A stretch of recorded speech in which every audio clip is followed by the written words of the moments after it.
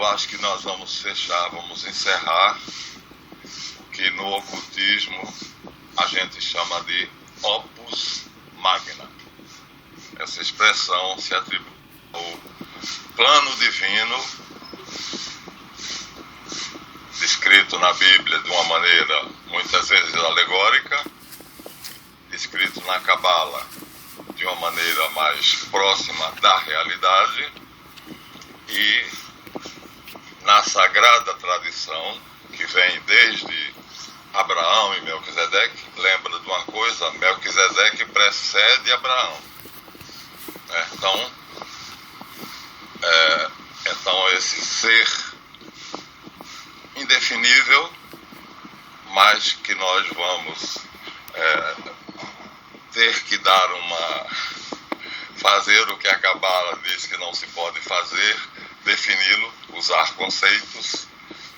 Então, São Tomás de Aquino propôs a palavra evo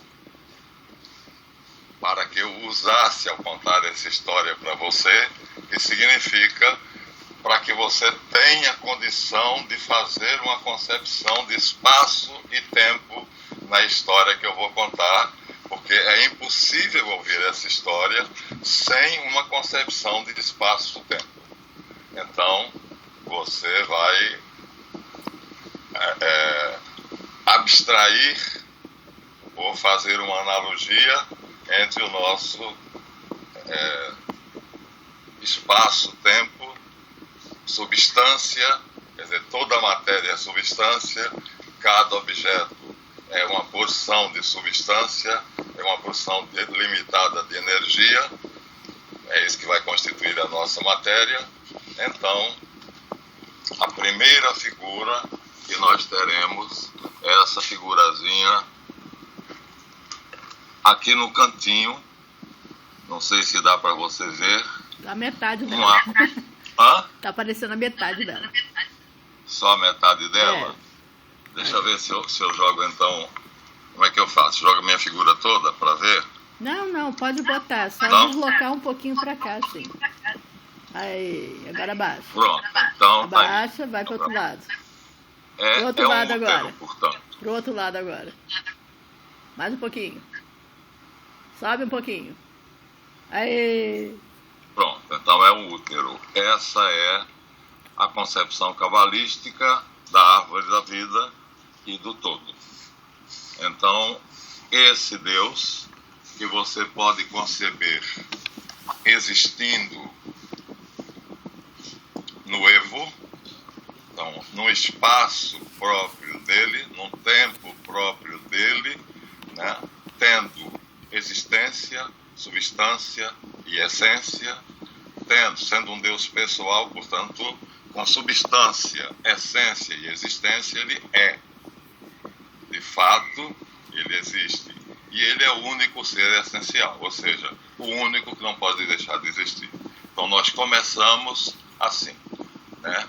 Imagina um infinito espaço onde há um tipo de tempo, de espaço, de matéria, de energia, de substância, e que há coisas,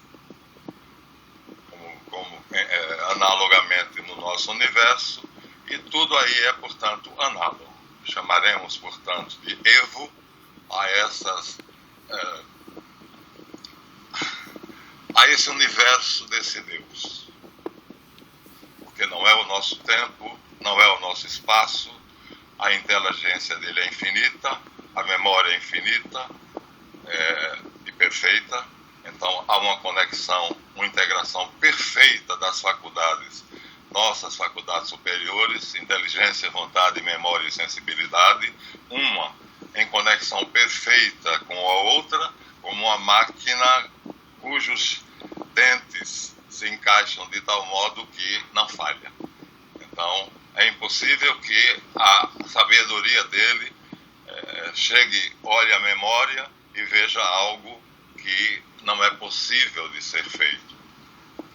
Então, a memória dele só contém o que é possível. Portanto, não tem o nada, porque o nada não existe. Veja só, há uma limitação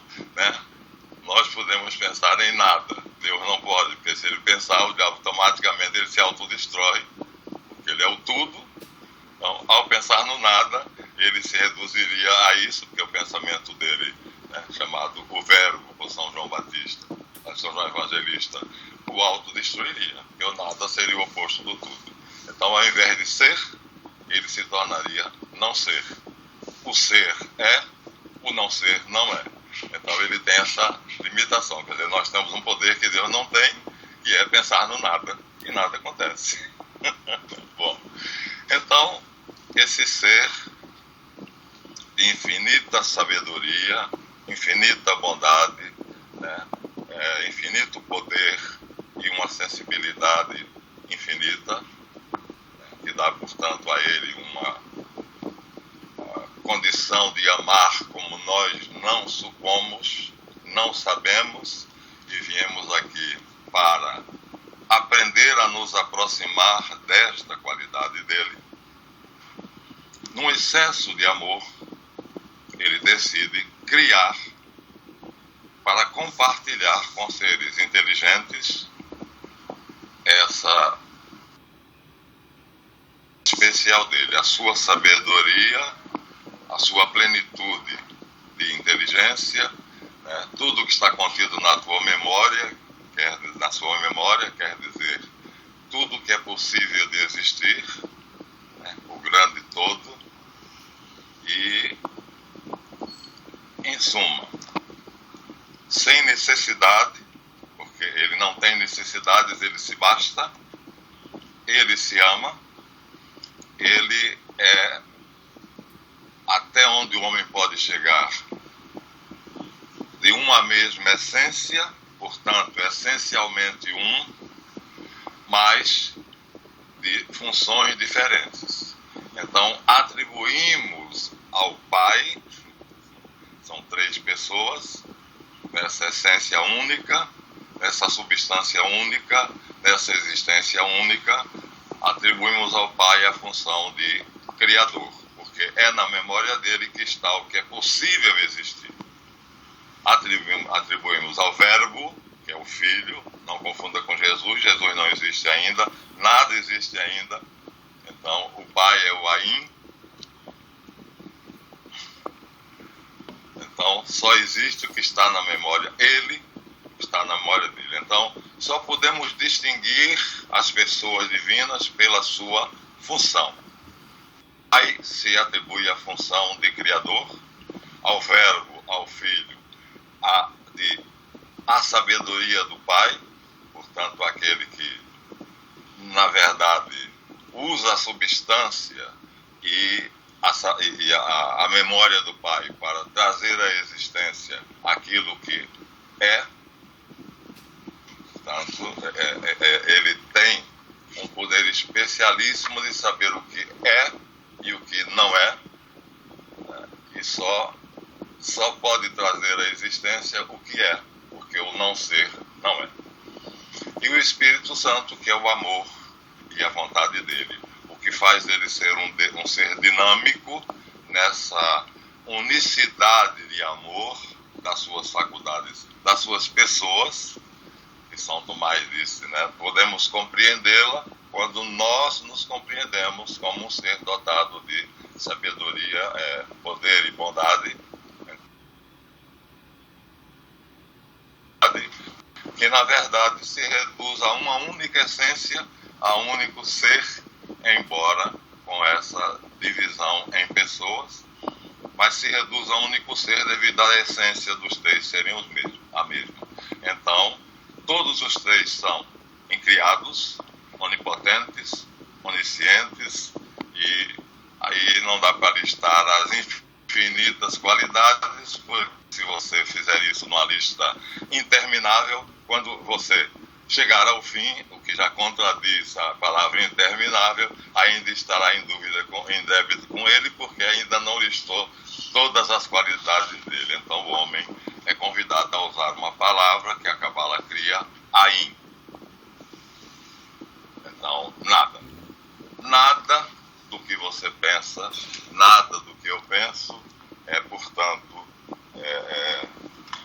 o define.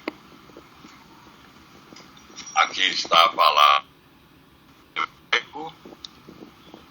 Ain, Aleph, Yod,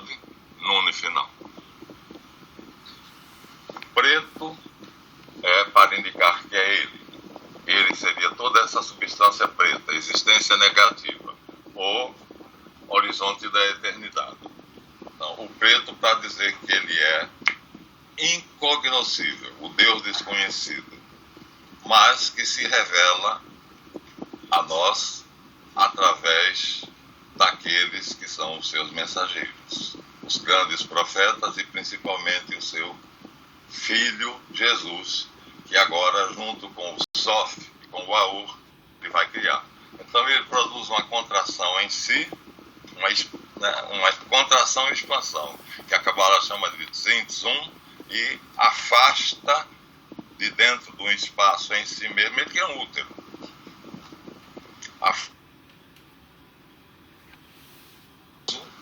Criando assim um útero, tornando-se uma mãe, ele afasta todas as perfeições de si mesmo, deixando apenas o seu ser. Aí dentro só tem, portanto, o seu ser. Envolvendo e delimitando esse espaço, ele cria Yeshu. Então, Yeshu tem existência divina e substância divina, mas não tem essência divina. Mas tem uma ligação especial com o Sof. Cadê o S? S-O-F. S-O-S. Então, a ligação especial que Jesus tem com o Sof, embora ele não tenha essência divina, vai permitir a ele estar dentro de Deus, tocando em Deus e não ser dissolvido pela perfeição de Deus. E o que permite ao Sof fazer essa ligação chama-se hipostase. Quer dizer, também a substância divina dele, quer dizer, é o ser mais perfeito criado pela Trindade, o Ain Sof Aur. Está feita aí, portanto, a primeira criação. Então só existe agora a Santíssima Trindade, a Tríade Divina, Ain Sof Aur, bem retratada aqui, está visível, não está? Por que Ain aparece duas vezes? Ain, não, Ain... No... Desculpa. Era para escreverem Aur. Ain, Sof, aqui era Aur. Mas eles erraram. Ah, bom. O livro é... Tá. Aparece Ain, está errado, está errado. Então leia Aur. Um Aleph, um Vav e um Resh. Há um erro de composição gráfica. Então, o autor do trabalho escreveu errado. Então, Ain, Sof, Aur. Infelizmente, então, mas suponha isso, tá, porque são os três. E esse grande círculo que envolve tudo como se fosse uma chama, com essa roda dentada, na verdade é Yeshu. A única criatura feita pela Tríade. Que, não vou pegar o livro, mas você sabe que eu tenho a Torá, o Pentateuco, né? O Rabino Meir Metzilah Malamed diz que chamou sempre de Reshit. Então, antes de se chamar Yeshu, por nós, quer dizer, antes de tomar corpo, tomar forma, vir ao mundo, ele sempre foi conhecido pela tradição rabínica como Reshit. Então, ele é esse círculo que vai agora proteger toda a criação que a Tríade vai fazer dentro dele, na verdade através dele, porque como diz São João, no princípio era o Verbo estava com Deus e o Verbo era Deus, por ele foram feitas todas as coisas e nada do que existe foi feito sem ele. Nele está a vida, e a vida é a luz do mundo, e a luz brilha nas trevas. Essa é a definição de Reshit dada por São João. É a primeira criatura, pasme, viu, descobri recentemente. O primeiro círculo branco dentro de Reshit é Maria Santíssima, é Nossa Senhora. Não tem a substância divina, ela é puramente humana. Então ela tem existência, ela tem substância humana e está protegida pelo Filho, pelo Verbo, Reshit, e por isso não é destruída.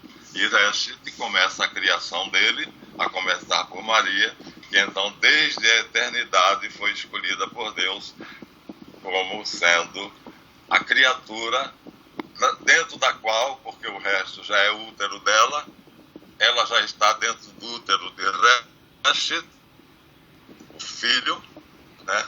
Mas ele vai nascer dela e ela será mãe do Filho de Deus.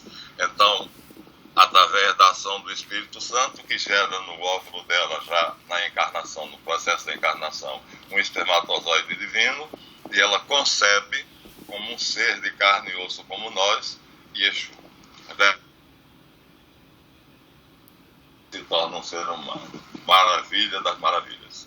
Então, dentro dele, ele cria um universo com os poderes da Santíssima Trindade, com o ser divino. Ele vai criando o universo que está em Gênesis 1, através de uma ordem Fiat Lux, né? Fiat, e através dos sucessivos Fiat, ele vai criando numa dimensão que nós não atingimos, né? E para ele é simples, ele está vendo o que está criando, e a primeira criatura é ela, que não tem, quando ela se torna ser existente, carnal, não tem consciência da eternidade dela. Ela vai tomando consciência pouco a pouco, à medida que ela, dando aula de catecismo a ele vai revelando esses segredos, e quando ele está dentro do templo de Jerusalém com os sábios, ele vai dizer a eles algumas dessas assinadas com ele, e não vão deixá-lo sair junto com os outros meninos. Então, engraçado, a função do pai era ensinar ao filho a profissão, para garantir a subsistência, até porque ele, se morresse primeiro do que a mãe seria sustentada pelo filho. É necessário que ele aprenda o ofício, e José é quem vai ensinar a ele desde criança o ofício da carpintaria. Portanto, José é um tecton, né? A palavra é criada, e a maçonaria diz que Reshit é o supremo arquitecton do universo, o grande arquitecton do universo, o artífice divino. E Maria não tem consciência. Ele tem consciência de tudo. Ele foi criado na plenitude da divindade. Paulo diz, ele é o espelho, a imagem da substância de Deus, e nele reside toda a plenitude do conhecimento. Todas as coisas foram feitas por ele, nele e para ele. Então, para ele, supõe aquele diálogo que eu coloco para você, que eu tive com o Espírito Santo, em que, quando ele é criado, e a Trindade, feliz por partilhar o seu amor, a sua sabedoria, o seu poder, né, a sua sensibilidade com esse ser, ele vê, através da conexão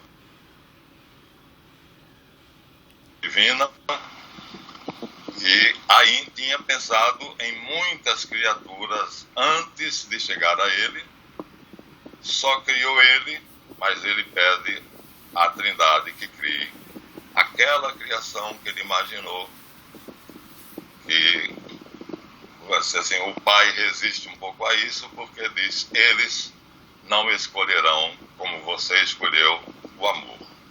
Entre nossas potências, eles escolherão o poder ou a sabedoria, e não chegarão assim à plenitude que você chegou. Não serão dignos do nosso amor. Você me ama como eu te amo. E o meu filho, o Verbo, te ama como é amado por ti.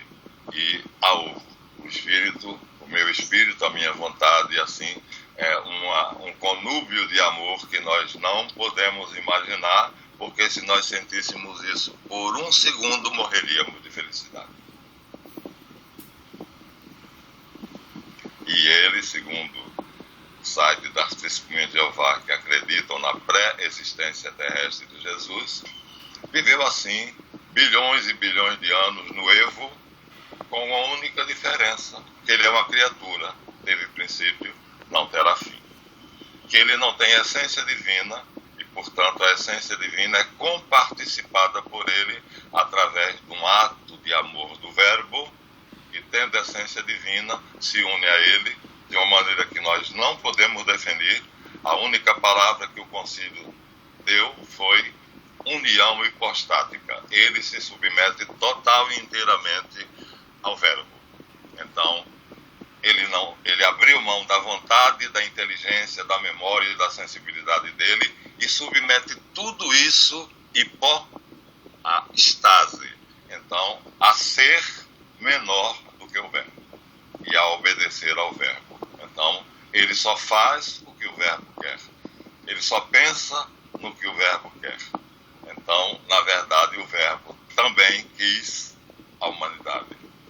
Através da conexão com Jesus, vamos dizer assim, Jesus influenciou o Verbo e termina que a Santa Tríade vai fazer, através dele, todas essas camadas que estão aí, que é o que a Cabala dá como árvore da vida, simbolicamente ou didaticamente apresentada. Isso é um esquema didático. A realidade é essa.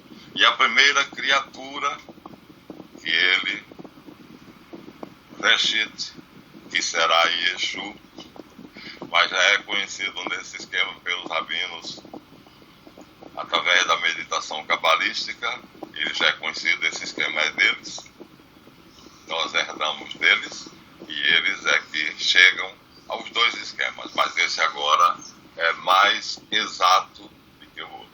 Então, Reshit cria em si mesmo, dentro de si, todas as perfeições de um universo que é tão perfeito que a cada fiat dele, o ser que está dentro dele se faz. E se faz por uma ordem dele. Ele é a palavra de Deus e através dele, com o pensamento dele, aqui palavra é pensamento, o verbo, então quando diz fiat, automaticamente passa a ser existente e ter substância aquilo que ele pensou.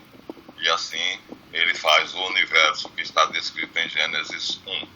Primeiro a luz, depois separou a luz das trevas, já tem a substância do mal aí. Ao criar a luz projeta as trevas. Então Yahvé vai usar essa substância das trevas para fazer Satã, que era o serafim mais belo, mais digno, mas já tinha uma porção de trevas nele e ele opta pela rebelião contra Javé. Mas isso será no universo de Javé, que é o universo de El. E a cada coisa que Reshit faz, a Santíssima Trindade diz, é bom. E ele fez isso, e Deus viu que era bom. E ele para no sexto dia, embora haja 7 dias da criação. O último fiat vai ser dito por Maria. Quando o anjo aparece a ela já encarnada como uma mocinha de 13 anos, e diz, tu foste escolhida para ser mãe do Verbo, ou seja, Reshit vai se fazer carne, vai se tornar diminuto, vai assumir uma forma humana, e o teu ventre foi escolhido para ser a cópia do ventre de Deus, e nele será feita a suprema obra da criação, a obra do 7º dia. E ela diz, fiat. Então dá o último fiat. Nossa, que legal.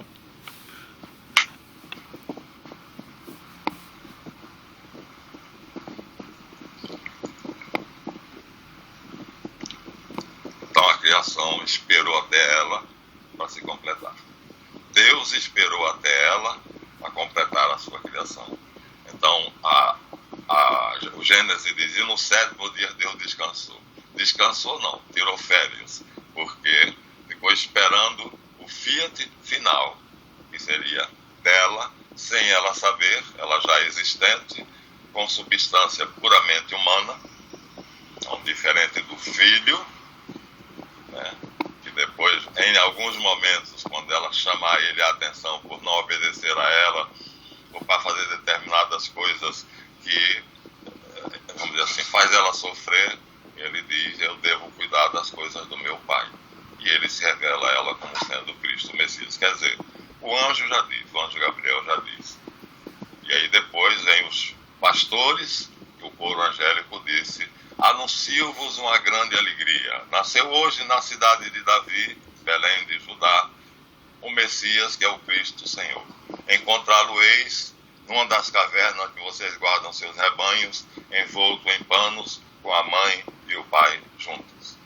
E os pastores vão numa loucura, numa alegria louca para visitá-lo, e são os primeiros a vê-lo junto com os animais que estão na caverna, porque fazia um frio enorme, de graus abaixo de 0, ou 2 graus, 3 graus, e eles botavam os animais naquela caverna, e é ali que José, não encontrando lugar na cidade, sendo ele um essênio, e ela também sabia das cavernas essênias que havia nas colinas e se abriga ali.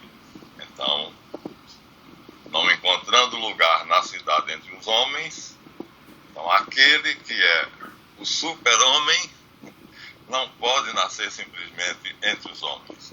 Ele nasce separado dos homens. Ele é um kadosh, separado. Então, tudo providenciado pela Santíssima Trindade. Então, desde o nascimento, ele já é kadosh, santo.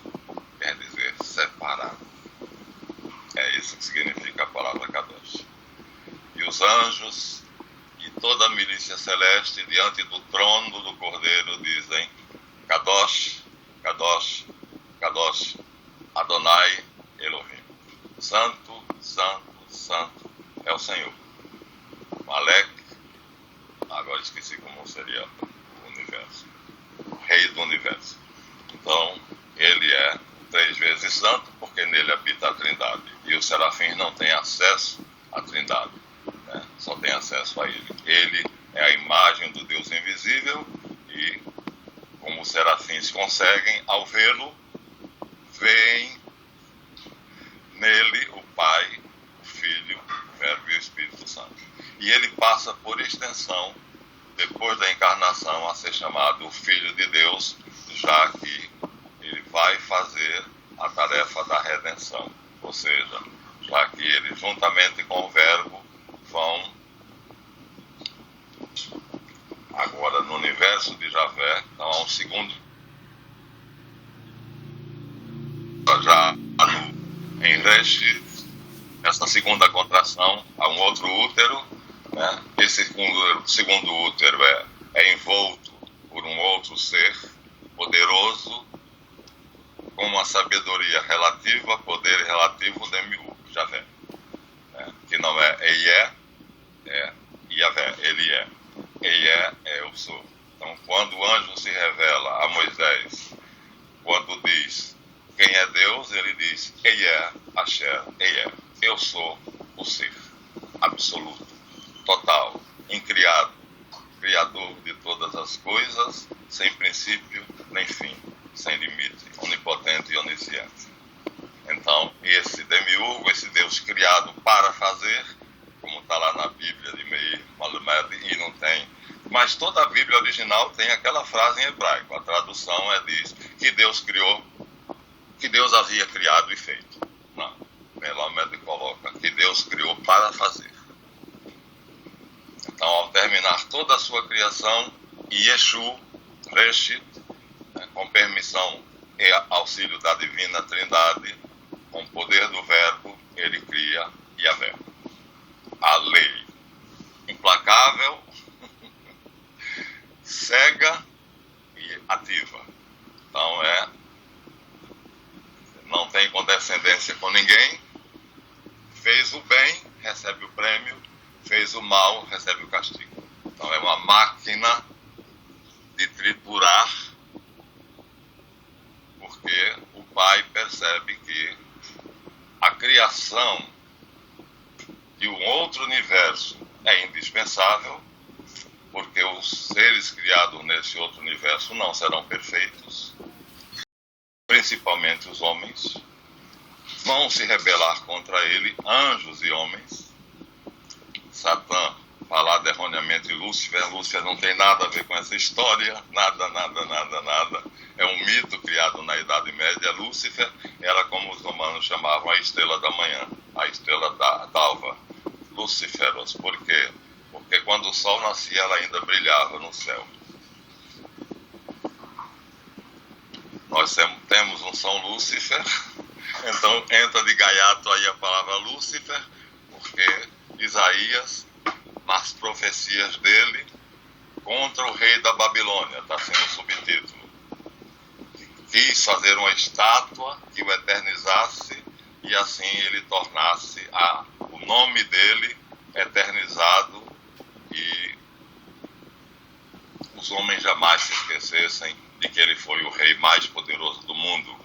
E Isaías diz: como pensaste em teu coração, Lucífero astro, porque os poderosos eram comparados com estrelas.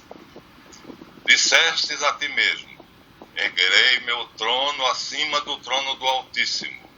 Pensastes que seria elevado aos céus, foste precipitado no inferno. Lucífero astro, ele usando uma expressão romana, terminam que usam a palavra Lucífero e Lúcifer, atribuídas ao rei da Babilônia, Nabucodonosor, ao anjo, por um salto semântico, a estrela d'alva, e Satanás passa a ser conhecido como Lúcifer, porque, de fato, era o mais brilhante dos serafins. Quer dizer, havia uma razão, mas a analogia não é perfeita, porque jamais a palavra Lúcifer jamais foi um ser, era a estrela da manhã, a estrela d'alva, uma das maiores estrelas do céu, da constelação não sei de que lá e tal, então nunca foi uma pessoa. E Satã, o demônio e Lúcifer vão ser sinônimos, infelizmente. A partir da Idade Média cria-se esse mito. Você vê que não há referência a esse nome na Bíblia anterior do Antigo Testamento. Ele é denominado a serpente ou o dragão, tanto no Apocalipse como no livro do Gênesis 1, de 1 a 11. Então, ele é definido como um dragão, uma besta, a serpente antiga, Satanás, o diabo.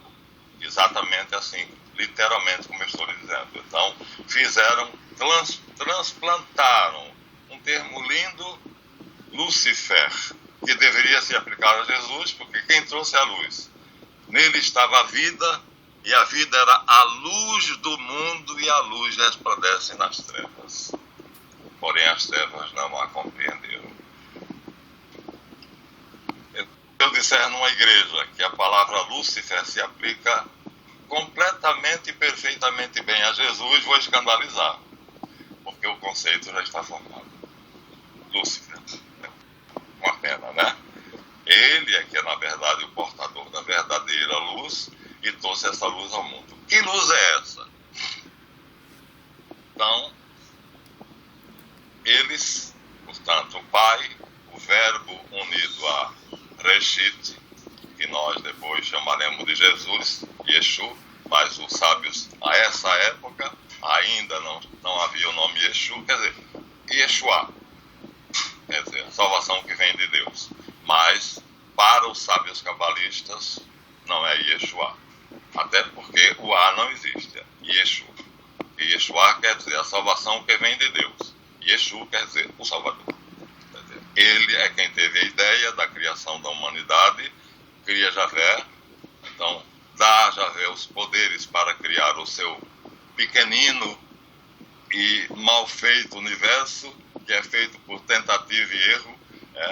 Vem os peixes, os animais, a baleia e tudo, tal. Depois o dinossauro, que já é um ser em pé, como os cangurus, então já está mais perto daquela forma que iria encarnar os humanos, todos criados de uma vez só. Então, a nossa criação por Javé foi todo mundo de uma vez. Então, quando terminar a encarnação de todos os homens, então o pano se fecha, a cortina se fecha e Jesus volta glorioso, entronizado nas nuvens do céu com seus anjos e os seus santos e nos levará para si. nós iremos ao encontro dele, seremos elevados. E aí ele vai julgar aqueles que são mais ou menos, eles são ovelhas, e os cabritos, que são os maus. E as ovelhas, ele dirá: vinde benditos do meu Pai para o meu lado direito, porque tive fome, me deste de comer, sede, me deste de beber. Então, ninguém entrará no céu por religião. Isso fez com que Santo Agostinho criasse uma concepção maravilhosa. A Igreja Católica foi fundada por Jesus Cristo. Isso, Benjamin Jonathan, aliás, é um ateu agnóstico que se chama Jonathan Matias. Origem da Igreja Católica, milagre ou história. E ele vai discorrendo dos nossos dias, recuando, até os apóstolos, e diz: Jesus não criou nenhuma igreja porque, não sei porquê, porque Jesus criou os apóstolos. E o que são os apóstolos? Já são a igreja de Jesus, já são uma assembleia. Mas ele não chega a esse ponto, e ele diz que provavelmente Jesus nem tinha a intenção de criar uma igreja. Aí ele se enrola. Então, temos certeza que a Igreja Católica é apostólica, a única apostólica. Olha, maravilhoso. Para um professor de história ateu agnóstico, ele chega até aí. Mas Jesus queria formar homens em uma doutrina que espalhou-se, que era exatamente o contrário do que se acreditava. A violência era considerada a maior virtude. A força e o poder tornavam aquele homem um filho de Deus.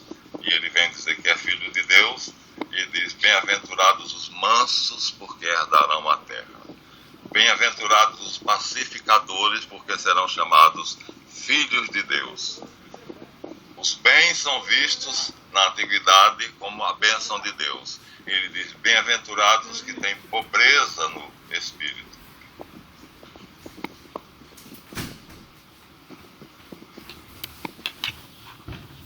Que tem espírito de pobreza no coração, portanto, que não buscam os bens, porque deles é o céu.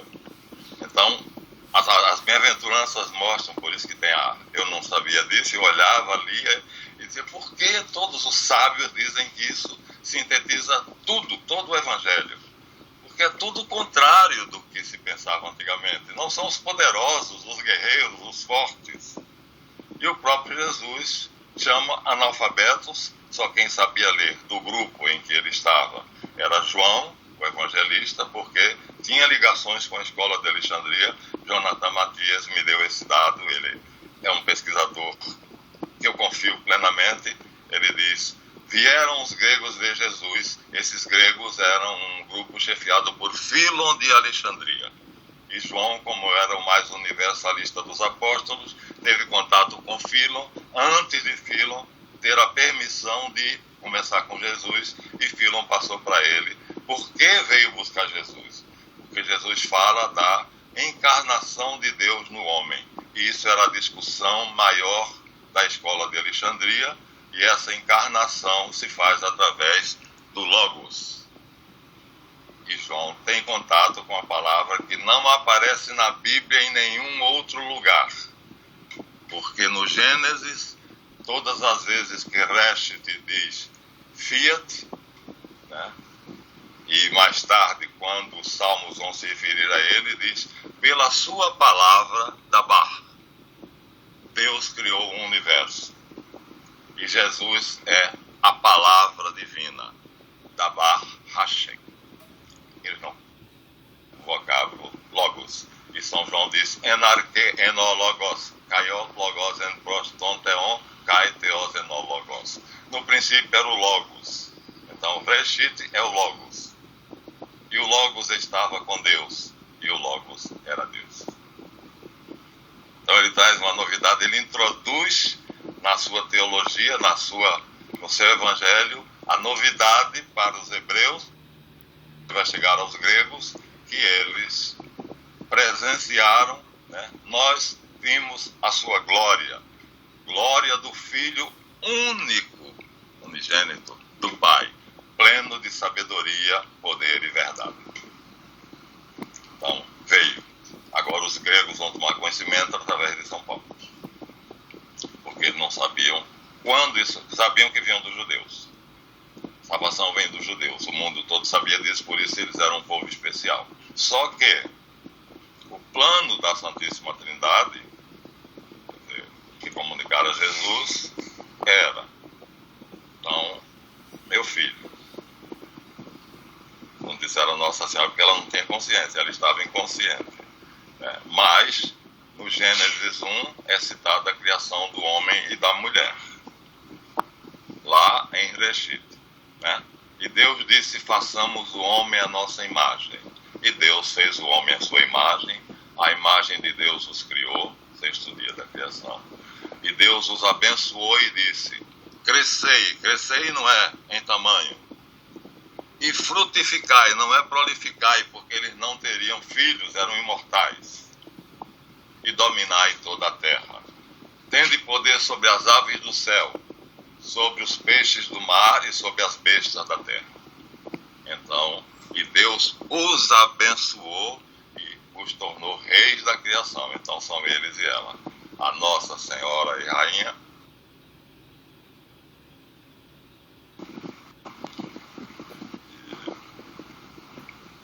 Então, quando a Trindade diz a ele: então vamos criar um mundo de provas. Esse mundo de provas terá que ser governado por um Deus implacável, que é a lei, a Torá, colocado no papel como 613 preceitos, dos quais nós só conhecemos 10. Amar a Deus sobre todas as coisas, não tomar seu santo nome. Esses 10 são apenas os mais comuns, mas são 613. E transgredir um desses preceitos será punido. Viveu de acordo com a maioria deles será premiado. Mas não era assim com Abraão. Então, o Deus que se revelou a Abraão diz: e naquele dia Deus apareceu a Abraão e disse: anda reto diante de mim, eu sou El Shaddai. Farei de ti uma grande nação. Deixa essa terra e a tua parentela e os idólatras que aqui estão, que teu coração já rejeita esse culto, e vai para o lugar que eu te mostrarei. E simultaneamente não, 300 anos antes aparece num santuário da Babilônia, num templo, há 2 sacerdotes chamados Misaque e Sidik é Sadek, e diz: eu sou El Elyon. Vocês estão preparados para modificar todo o culto de ofertas a mim e me darem apenas suas vidas, viverem para mim, e aqueles que me aceitarem e que vierem até este templo me cultuarão, partilhando de uma refeição com pão e vinho. Então, Sadek, que é depois o ancestral de Melquisedeque, precede Abraão em tudo. Recebe já a ceia que Jesus fará na quinta-feira da paixão, que se tornou a missa, e Abraão apenas, não mais o sacrifício de crianças, de adolescentes, saia daqui e pare com esse sacrifício. Mas continua bois, cordeiros, pombinhas e tal, quer dizer, Abraão continua os sacrifícios sangrentos. Então, Deus vai preparar Sidik, vai levá-lo para a Palestina, com o nome de Sadek, vai fazer com que eles recebam um terreno, que é a cidade que eles chamam de Salém, e mais tarde será Jerusalém, que Davi, num trato com eles, está toda errada na Bíblia, e eu tenho na Bíblia pastoral, nunca li para você, né? A guerra terrena, e Davi conquistou toda a terra que ia desde o grande rio Nilo até as margens do Eufrates, verdade, e conquistou Jerusalém, no Monte Sião, para ser a capital do seu reino, por questões políticas, porque se ele morasse em qualquer cidade, ou seria das 10 tribos, ou seria das 2 tribos fiéis a ele. De qualquer forma, se ele escolhe uma cidade das 10 tribos de Judá, da qual ele pertencia, desagradaria as 10, tinha 2, né? Benjamim e Judá eram fiéis a ele, as outras não eram. Mas, ao ser reconhecido pelas 10 tribos que vieram até ele, se ele escolhe uma cidade das 10 tribos, desagradariam Judá, que diriam: tu és nosso parente, por que escolhes como capital uma cidade das tribos que não são a nossa tribo? Se ele escolhe uma tribo das duas, que era fiéis a ele, Benjamim e Judá, os 10 diziam: nós te elegemos como rei, e tu continuas preso às duas tribos a qual pertences. Então, a montanha de Sião era neutra. Todos os povos respeitavam os jebuseus, que era o nome da tribo de Maleque-Sadeque. E Maleque-Sadeque era rei e pontífice na cidade de Salém. Jerusalém, cidade sagrada, Hieros, né? E Salém, Shalom, significa paz, cidade da paz. Cidade sagrada onde se goza paz. Ali não tinha guerra. Então, Davi não podia, diz a Bíblia pastoral, a vontade danada de pegar e ler para você, mas deixarei para ler outro dia, né? Aí todas as Bíblias dão, e aí nós temos no segundo livro de Samuel, no primeiro livro dos reis, o que Davi fez para conquistar Jerusalém, e matou e disse: aquele que ultrapassar primeiro as montanhas de Jerusalém, eu darei o título de capitão dos meus soldados, e será capitão para sempre. E aí os jebuseus, em troca, disseram: aqui não entram coxos e aleijados, que são a raça de vocês. E aí é uma guerra terrível, e Davi conquista Jerusalém. Aí no capítulo seguinte você vê Sadoc, que é Sadeque, ajeitado para o hebraico, né? O jebuseu é uma palavra parecida, é aramaico, eles falam aramaico. Depois eles vão influenciar toda a Judéia, que vai falar o aramaico, e a essa época os judeus falavam o hebraico. Então Sadoc é uma ajeitação que Davi faz para a palavra Sadeque, e ele coloca Sadoc para tomar conta do altar de Deus que Moisés fizera para a peregrinação dos judeus pelo deserto no tabernáculo. No tabernáculo. Arma e desarma. Era um circo, né? Arma e desarma, arma e desarma, arma e desarma. Vou ter que fechar. Aí nós temos uma imensa curiosidade, né? Quer dizer, como é que Davi faz essa guerra a Jerusalém e depois pega o sumo sacerdote de Salém, não era ainda Jerusalém, e coloca para, olha que função, fazer as oferendas no altar sagrado que Deus mandou Moisés fazer, onde havia a arca da aliança e os querubins e tudo. Então ele passa a ser sumo pontífice diante do Deus supremo, o Deus vivo, o eterno, Hashem, o nome, a arca de Javé. Estranho, né? Aí depois no livro das genealogias você vai ver que vão colocar Sadoc na descendência dos levitas, como descendente de Arão. Aí já é demais também, quer dizer, terminaram adulterando o livro das genealogias e colocando Sadoc como filho de Abiatar, ou sei lá de quem lá, quem quer que seja.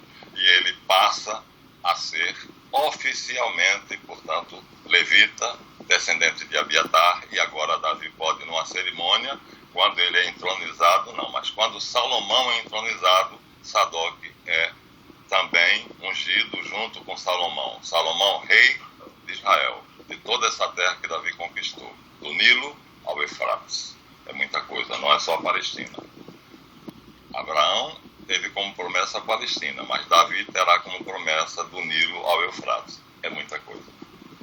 E Salomão recebe esse reino, herda esse reino.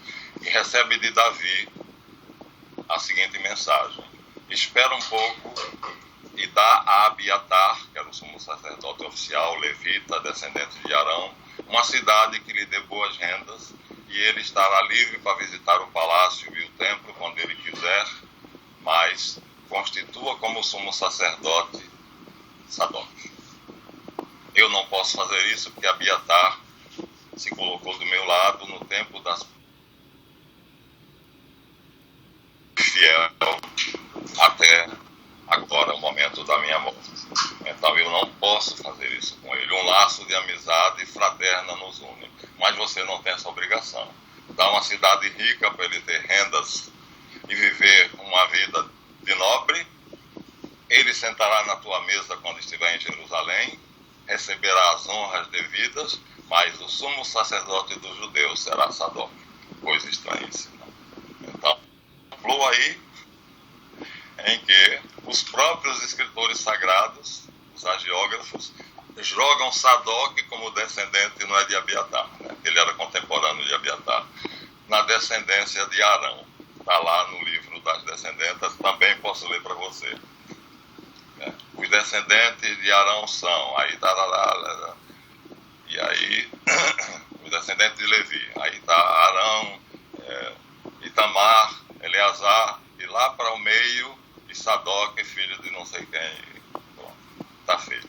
Então a Bíblia pastoral tem no rodapé. Então, Sadoc foi inserido na genealogia dos filhos de Arão, da tribo de Levi, e jamais houve uma guerra para a tomada de Jerusalém. Escancaradamente no rodapé, a história comprova que foi feito um pacto entre Davi,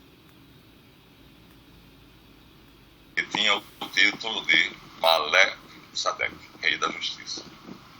De tal maneira que o sumo pontífice descendente chefe dessa ordem, passaria a ser chefe religioso dos judeus, sumo sacerdote dos judeus, quando Salomão construísse o templo.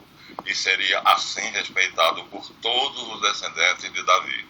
Em troca, o sumo sacerdote dos judeus aceitaria os descendentes de Davi como reis de Israel e sempre seriam fiéis a eles, por mais besteira que eles fizessem. Os descendentes de Sadoc serão fiéis. Toda a linhagem de Sadoc, né, do ano 960, quando Sadoc foi entronizado junto com Salomão, até o ano 176, quando Onias III e Onias IV, os dois últimos sacerdotes da linhagem. Onias III foi mandado para o exílio porque Judas Macabeu assumiu o título, usurpou, e lá ele foi assassinado, e Onias IV, com medo, ele seria o próximo, fugiu para Elefantina no Egito, pediu asilo a Alexandre, na época o nome do faraó do Egito, que era grego. O Egito tinha se tornado possessão dos Ptolomeus, um dos generais de Alexandre, e o que reinava naquela época tornou o nome de Alexandre.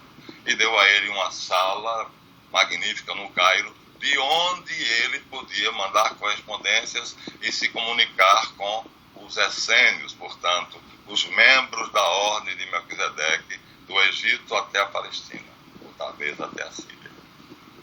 Tudo isso é história, com H. Meu Deus, aí fizeram um escândalo porque o Papa Francisco disse que deu uma ordem de selecionarem um grupo de peritos judeus, católicos e protestantes para revisarem a Bíblia. Teremos uma nova Bíblia que se chamará Nos Novos Tempos. Os agnósticos, inimigos da igreja, têm essas coisas. Ele diz, eu não posso nem citar essas passagens da Bíblia, que serei ridicularizado. Quer dizer, no missal, nas leituras do Antigo Testamento, a guerra de Davi contra os jebuseus não consta. Quer dizer, está lá na Bíblia. Mas jamais o prefeito para a Sagrada Congregação da Doutrina da Fé vai colocar essa passagem, porque ela é uma, tem um nome, interpolação.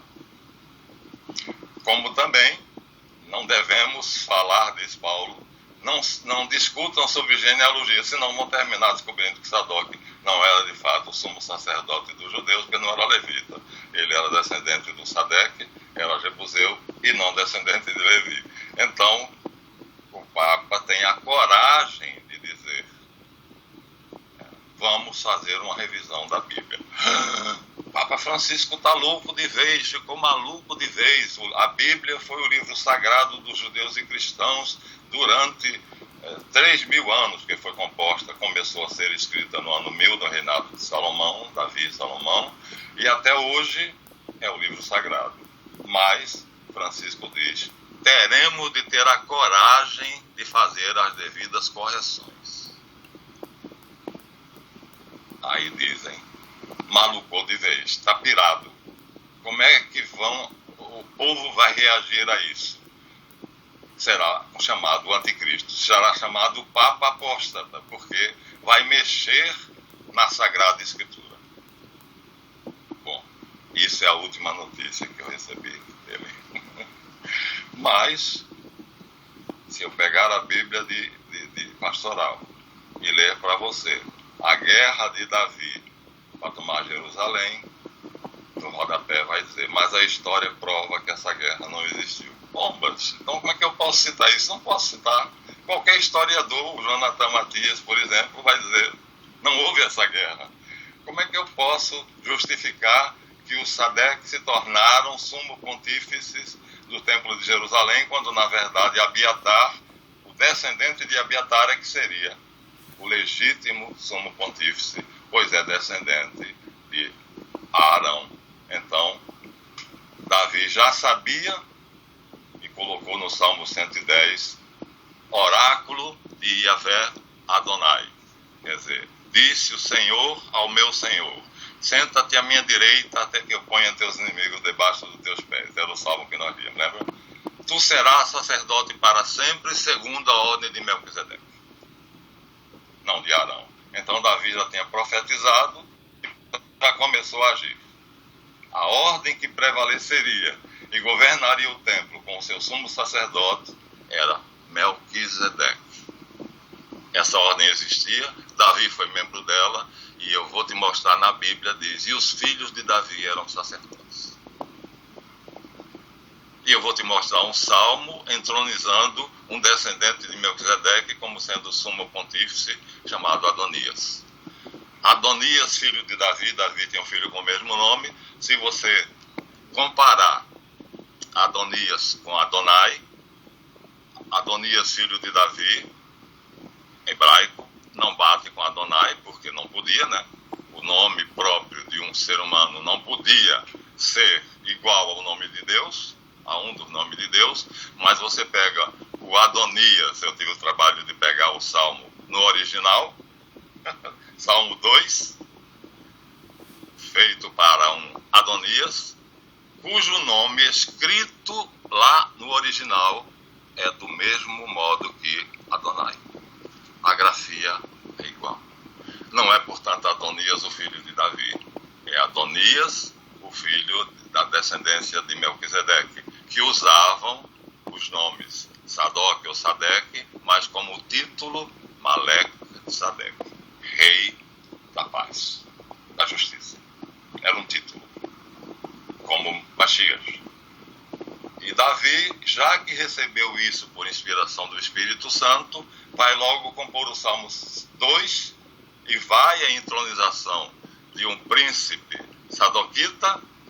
Só o fato dele estar presente já é estranhável. Como que uma ordem semi-secreta vai permitir um estrangeiro presenciar a entronização de um príncipe jebuseu? E Davi compõe um salmo para ser cantado com a harpa, provavelmente ele mesmo cantou, durante as festividades de entronização desse rei. É só ler o Salmo 2. Tu és meu filho, eu hoje te gerei. Pede e dar-te-ei por herança às nações, e tu as governarás como se tivesses um cetro de ferro, e as despedaçarás como um vaso de barro. É alusivo ao Messias, mas a promessa já está sendo feita à casa do Sadec. Quer dizer, o rei descendente da ordem de Melquisedeque, de Davi, que é também sumo pontífice da ordem de Melquisedeque, terá um poder que nenhum inimigo poderá enfrentar. Já é dito ali, no Salmo 2, 1000 anos antes do nascimento de Jesus. Aí, isso tem que ser esclarecido. Javé é um demiurgo, é um Deus menor, quer dizer, El tira férias e diz, quer dizer, junto com Jesus, com Reshit e Sof, Ain, Sof, Aor, então se contraem uma segunda vez no Tzimtzum e criam de novo um útero, mas dessa vez encirculado pelo ovo chamado Yahvé. Então, quando o anjo da sarça se revela a Moisés, ele diz, como é teu nome? Ele diz, Eié, Asher, Eié. Mas tu dirás, Yahvé me mandou. Eié, Asher, Eié, quer dizer, eu sou o ser absoluto, onisciente, onipresente, onipotente, incriado, sem princípio nem fim. Mas tu não dirás esse nome. Passa a ser o nome impronunciável, Hashem, o nome. Dirás, Yahvé me mandou. Ele que é, então, não é o mesmo Deus. Ou, segundo a escola alemã, o sendo. Então, Yahvé é o ser, Asher, Eié, Asher, El, né? É o nome que se dá ao conjunto da tríade, El é o ser e Yahvé é o sendo. Então, os filósofos, quando discutem se o existente é o ser ou o sendo, eles, na verdade, estão por fora de um grande segredo religioso-teológico ao qual eles não tiveram acesso. Aí Hegel chega à conclusão que a realidade é, na verdade, o sendo. Não sei se você não teve acesso a... O que é que você pediu para eu tirar? Pois é. Aí ele diz, na verdade, esse ventilador que agora dentro de 10 anos, ele vai sendo um ventilador, até que quebrará e deixará de ser um ventilador, e não será um ventilador. Então, o que era ser, passou a não ser. Logo, o ser é o não ser. Então, o mais correto é dizer que ele é o sendo, atingiu em cheio, já vê. Só que ele, filosoficamente, não pode dizer que deixou de ser e passou a não ser. Porque, ao dizer isso, ele cria a filosofia do não ser. E o postulado básico da filosofia é o de não contradição. O ser é, o não ser não é. Só existe filosofia, só existe ciência do ser, do que é.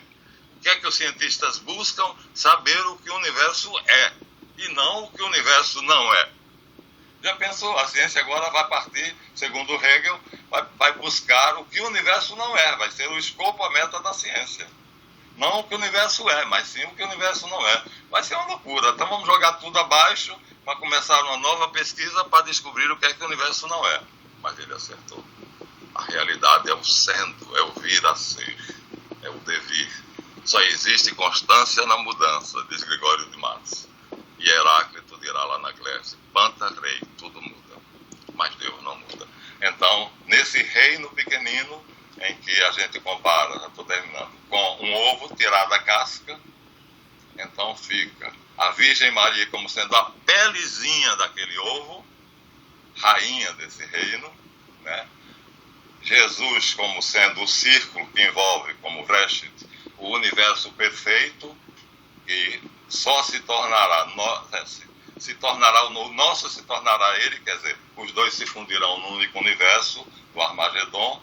Então Jesus é a proteção do universo criado por ele, e Maria é a proteção do universo criado por ele também, mas dentro do útero dela. Então Javé está dentro de Maria, a clara do ovo é o ser dele imutável, que faz com que ele continue sendo, e a gema é o ser que foi colocado para ele poder fazer o nosso universo, um campo de provas, para aquele que puder. Lembra da 10 segundos essênios? Que Adonias faz uma cidade para o seu filho Melquisedeque, que é toda de mármore, para... Quer dizer, os essênios fizeram uma parábola a respeito disso, né? Então a Santíssima Trindade, né, na verdade, fez os homens, permitiu a Javé fazer esse universo, né? E Javé plantou. Esta é a história da criação da terra, Gênesis 2. no tempo em que não havia homem para lavrar a terra, nem havia chuva que regasse a terra, e aí Deus plantou um jardim no Éden, e do barro da terra fez um boneco, e depois soprou na narina desse boneco, e ele se tornou alma viva. E depois trouxe os animais para que Adão escolhesse entre eles qual seria o seu igual. Bestialismo é o nome disso hoje, é pecado grave, mas há quem pratique. E quando Adão disse, não encontro paridade em nenhum deles, então Yahvé fez vir um profundo sono a Adão, partiu ele ao meio, ele era hermafrodita, completou cada parte e os mostrou um ao outro. E Adão sorriu e disse, esta sim é carne da minha carne e osso dos meus ossos. Então não foi a costela, na verdade é a metade.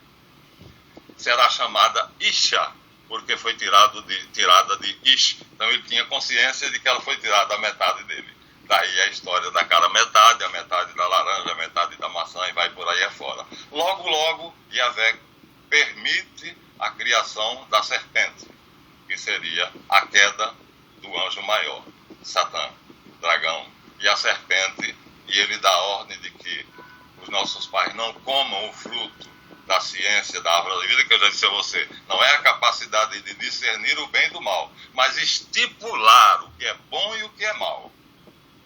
Então, se eu sou gay, então eu tenho mais direito à vida do que você. E já existe uma lei que diz que é proibido matar. Mas matar um gay é duplamente mais proibido e movimenta mais forças da imprensa e da justiça, porque há uma lei especial de não matar um gay. Isso foi tornado lei. E se eu discordo disso, eu vou preso por homofobia. Quer dizer, o homem passou a dizer o que é bom e o que é mal. Criar novas categorias de bem e mal segundo o seu juízo. Aí o mundo está agora nessa brutal confusão e basta você olhar em volta, você vai ver que esse mundo não é governado por Deus. Jesus diz, o mundo jaz sob o domínio do maligno. Então, a ideia de Deus, então, é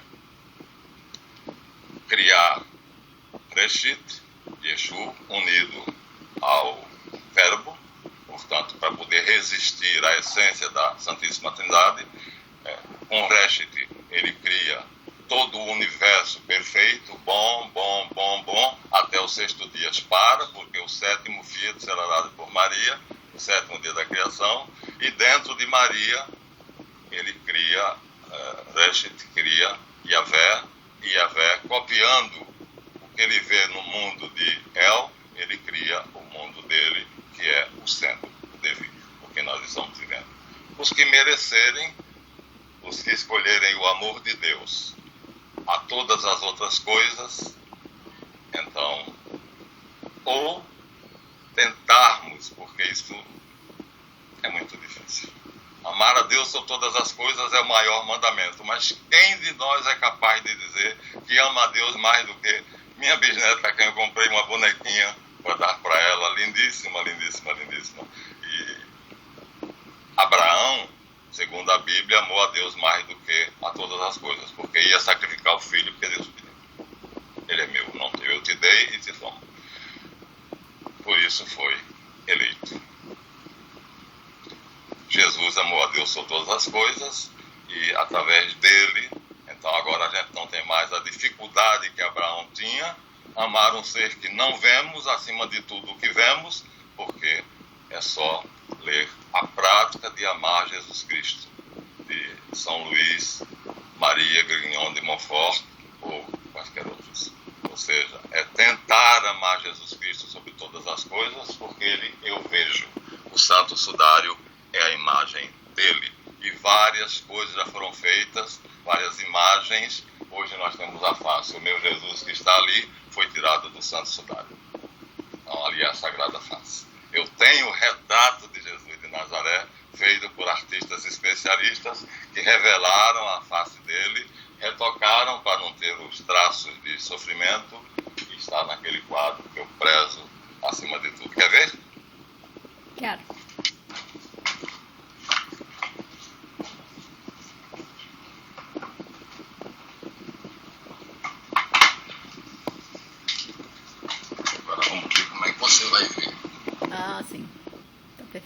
Santíssimo, né? Ele era isso. Não tinha os olhos azuis nem verdes, viu? Nem era loiro. Mas o retrato é dele. É a sagrada face do sudário do trono. Então posso hoje contemplar o retrato do meu mestre e dizer, eu estou vendo. Embora o artista tenha posto olhos azuis, cabelos loiros. Mas já é grande coisa poder ver a face dele. Porque Moisés disse, mostra-me a tua face. E ele disse, não, tu não mereces ver a minha face. Mas disse, Abraão viu minha face e se alegrou. Então, em algum momento, ele se mostrou a Abraão. Enfim, resumo da ópera. Não, terminei no zero. Agora, estamos no mundo de Javé. Toda a obra anterior está sendo guardada. E, no Apocalipse, no Armagedon, Jesus virá com glória sobre as nuvens do céu, como eu disse, como rei, e trará este universo feito por ele e pela Santíssima Trindade, que entrará no nosso e reduzirá o nosso a pó. Os céus, ó Senhor, tu o desarmarás como se desarma uma tenda de pastor. Como é que você consegue imaginar isso? O céu sendo desarmado como uma tenda de pastor. E Pedro diz, não temais, meus amados irmãos, porque será com estrepitoso estrondo que ele virá, mas nós não temos motivo para temer, porque os que forem dele, ele separará. E os que não forem dele, temerão e buscarão a morte, mas não a encontrarão. Então, terminei não falando agora exatamente o que Jesus veio fazer. Dizer, El retomou o trono. Yahvé passa a ser um Deus secundário. Não existe na Septuaginta, nem no Novo Testamento, agora eu tenho certeza porque foi de Jonathan Matias, uma única citação do tetragrama. Só na Bíblia das Testemunhas de Jeová que eles inseriram Deus é Jeová e esse é meu nome para sempre. Mas não existe.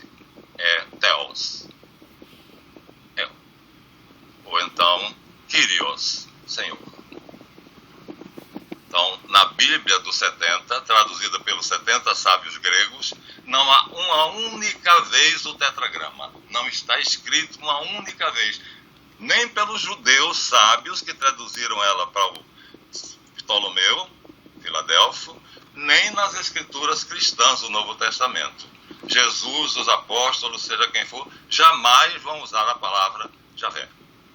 Porque ele é maior do que Javé. Ele agora é o Kyrios. Não é mais Javé. Javé diz, você veio trazer a paz. Então, fica quietinho. Senta-te à minha direita, até que eu ponha teus inimigos debaixo dos teus pés. Até que eu ponha. Então, será ele o capitão das hostes celestes. E aí dizem, sob a forma de Miguel Arcanjo, irá travar o combate definitivo com Satanás, seus anjos e os seus asseclas, enquanto Jesus no trono apenas será observador e nós junto com ele lá, vendo o combate final. Teria que dizê-lo agora em detalhes, porque o que ele sofreu por dizer isto. Essa é a boa nova que eu vos trago. Não estais mais sob o jugo da lei, olho por olho, dente por dente, ferida por ferida. Só fica um mandamento, amar a Deus sobre todas as coisas, e um segundo que eu vos dou, e ao teu próximo como a ti mesmo. Porque diz São João, aquele que diz, amo a Deus que não vê, e não ama o próximo que vê, é mentiroso. E ele diz, e os dois se fundem num só, a lei do amor. Eis que eu vos dou um novo mandamento, um só, que vos ameis uns aos outros como eu vos tenho amado. Reduz tudo a um. E a carta aos Hebreus diz, Deus o constituiu herdeiro universal de todas as coisas, né? E lhe deu o nome que está acima de todo nome. Agora ele é Deus. Ele recebeu a essência divina depois da ressurreição e da ascensão, né? E virá para julgar os vivos e os mortos. Então, por que ele foi crucificado? Porque ele disse, o Deus que vocês adoram não é o Deus que eu adoro. Vou para o meu Pai e vosso Pai, para o meu Deus e vosso Deus. Não, quer dizer, vou passar por Javé e vou ir além. Porque o meu Pai não é o vosso Pai e o meu Deus não é o vosso Deus. Mas vos dou uma grande notícia. Aquele que crê em mim será amado por meu Pai. E aquele que for batizado será filho de Deus, porque o Pai o adotará por amor a mim. Batizados pela água, batizados sereis no meu sangue. A água passa a simbolizar o meu sangue. Lavados pelo meu sangue, ficareis sem pecados e automaticamente sereis tornados filhos de Deus. João termina dizendo agora a última citação, porque já passou demais do tempo. Vede quanto amor nos manifestou o Pai, filhinhos. Desde já somos chamados filhos de Deus pela graça do batismo. E o somos de fato, apesar dos nossos pecados. Mas ainda não se manifestou o que nós haveremos de ser. Porque quando tal acontecer, nós o veremos como ele é, pois seremos iguais a ele. Veremos Deus face a face. Aquilo que os anjos não têm, nós teremos. O privilégio de ver Deus face a face. O Caim sofre ouve. Então, o pecado de Jesus foi trazer essa verdade e dizer: cessa os cultos sangrentos, cessa o cumprimento dos 613 mandamentos, que na verdade são preceitos humanos, e apenas entrega seu coração a Deus Pai e crê que isto é verdadeiro, porque eu sou filho dele, eu o vi e recebi dele essa ordem e venho vos transmitir. Não aceitaram. Os já vistos o crucificaram, até dá para entender, porque eles tinham aprendido desde criança que Javé era o Deus único. Terminamos sem dar a conclusão, mas já fica logo assim, né? Na verdade, a questão era: El tirou férias, Javé é colocado com o seu mundo, o seu universo, Javé é colocado para fazer um universo semelhante, para que nós, através de provas, possamos aprender a amar. Jesus vem para nos dizer isto, então não é mais o culto a Javé, nem a lei. A lei nunca salvou ninguém, diz São Paulo. E no Concílio de Jerusalém os apóstolos dizem: como vamos impor aos pagãos, se devem ou não devem impor a lei aos pagãos? Como vamos impor aos pagãos uma coisa que nem nós nem nossos pais conseguiram cumprir? O que ele mandou foi batizar em nome do Pai, do Filho e do Espírito Santo. Essa notícia que vai levá-lo à cruz, porque ele não arreda o pé. Essa é a essência do Evangelho. É ele tentar dar essa informação, portanto, a luz do mundo. Enquanto estou no mundo, eu sou a luz do mundo, e ser rejeitado. Não aceitamos. Nós somos javistas, Javé é o nosso Deus e Moisés é o nosso Messias. Você é um embusteiro. E se diz Deus, então vai sofrer o apedrejamento. Mas como era Roma que governava a Palestina, vai sofrer a crucificação.